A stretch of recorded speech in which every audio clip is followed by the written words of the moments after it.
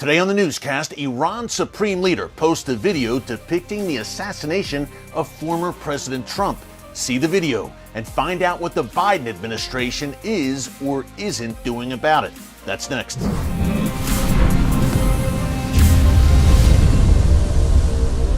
Ebrahim Raisi, also known as the Butcher of Tehran, he took the presidency in Iran in August.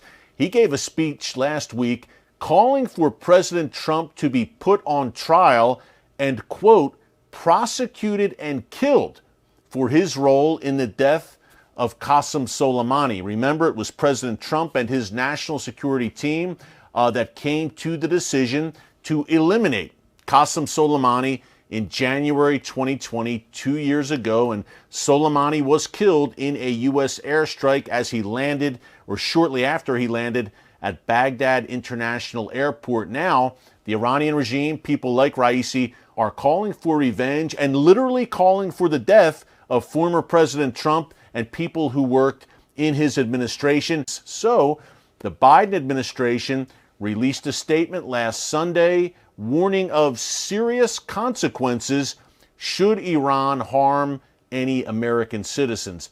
That all sounds great, but the problem with that is, as we've been detailing here on the newscast, there is no bite behind the Biden administration's word. These threats reached a crescendo, I guess you would say, this week when we learned yesterday that the supreme leader of Iran, Ayatollah Khamenei, he is the most powerful man, the power broker in that country, on his official website, he posted a video simulating an assassination of President Trump. Now, this is an animated video depicting President Trump at his residence in Mar-a-Lago, Florida, playing golf with some colleagues, and a planned drone assassination has him in the sights. That's as best I can put it. It's a very slickly produced video. It is not graphic. It suggests violence, certainly, but it is nothing graphic. Don't worry about that. But folks, you do need to see this. Number one, posted on the official website of the leader of Iran. And number two, it shows you how things are, yes, accelerating, and what we here in the free world are up against with the Iranian regime. Take a look.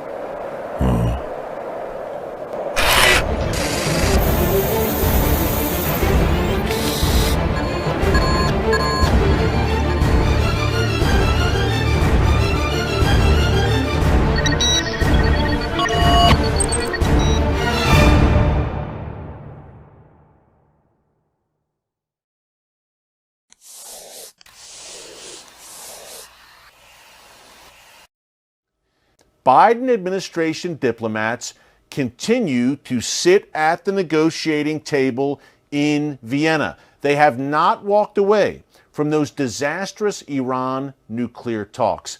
The first thing they should have done last week after the first rocket or drone was launched was to say, goodbye, we're out of here.